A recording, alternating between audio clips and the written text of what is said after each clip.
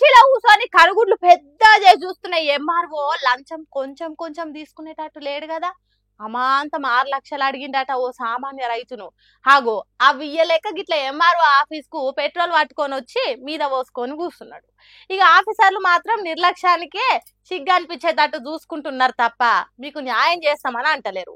సిద్ధు అనే 30 ఏండ్ల యువ రైతు తనకు భూదాన్ ద్వారా ఇచ్చిన భూమి చుట్టూ కంచె వేసుకునే పర్మిషన్ కోసము ఎంఆర్ఓ చుట్టూ తిరిగిండట.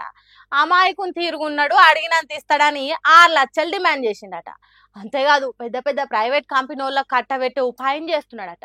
అందుకే భూమి లేకుండా మాకు బువ్వలేదు అన్నట్టు ఆఫీస్ ముందటికి ఆలి పిల్లలతోనొచ్చి జీవి తీసుకుంటామని మొత్తుకున్నారు.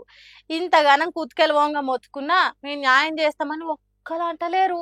గింత అన్యాయం ఉంటుందా చెప్పుండ్రి, గింత నిర్లక్ష్యం ఉంటదా? బీదోని కాల కింది భూమికి రక్షణ ఇయ్యాల్సిన సర్కార్ ఆఫీసర్లే పెద్ద పెద్దోళ్ళతో కుమ్మక్కైతే అమాయకులు ఏం కావాలి, ఎట్లా బతకాలి? ఈ కుట్ర జరిగింది మేడ్చల్ మల్కాజ్గిరి జిల్లా దుండిగల్లుండే సిద్ధు అనే రైతు మీద.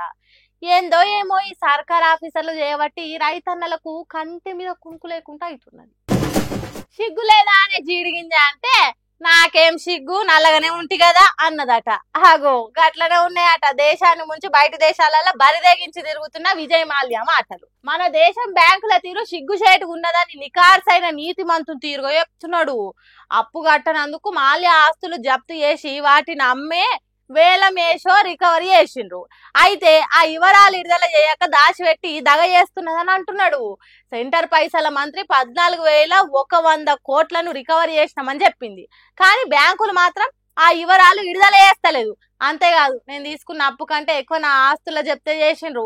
కింగ్ ఫిషర్ విమానాల మీద తీసుకున్న అప్పుకు డబల్ ట్రిబుల్ ఇంకింత ఎక్కువనే తీసుకున్నారు. అవి వివరాలు బయట పెట్టేదానికి భారతీయ బ్యాంకులకు ఎందుకు ధైర్యం సరిపోతలేదు?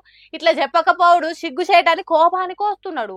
సరే దేశం బ్యాంకులను పంగనామాలు పెట్టి బయట దేశాలలో జల్సాలు చేస్తున్నాడు కావచ్చు, కానీ బ్యాంకులు ఎంత రికవరీ చేసింది చెప్పాలి కదా.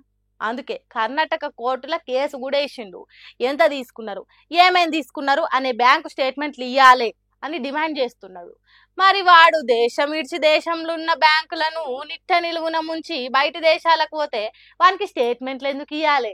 వాడేమన్నా సొక్కం పూసనా అన్నట్టు బ్యాంకులు చూస్తున్నాయా అనేది మనకు తెలియదు. కానీ అప్పుడు అప్పిచ్చి ఆదుకున్న బ్యాంకులనే తిట్టినట్టు చేస్తున్నాడు.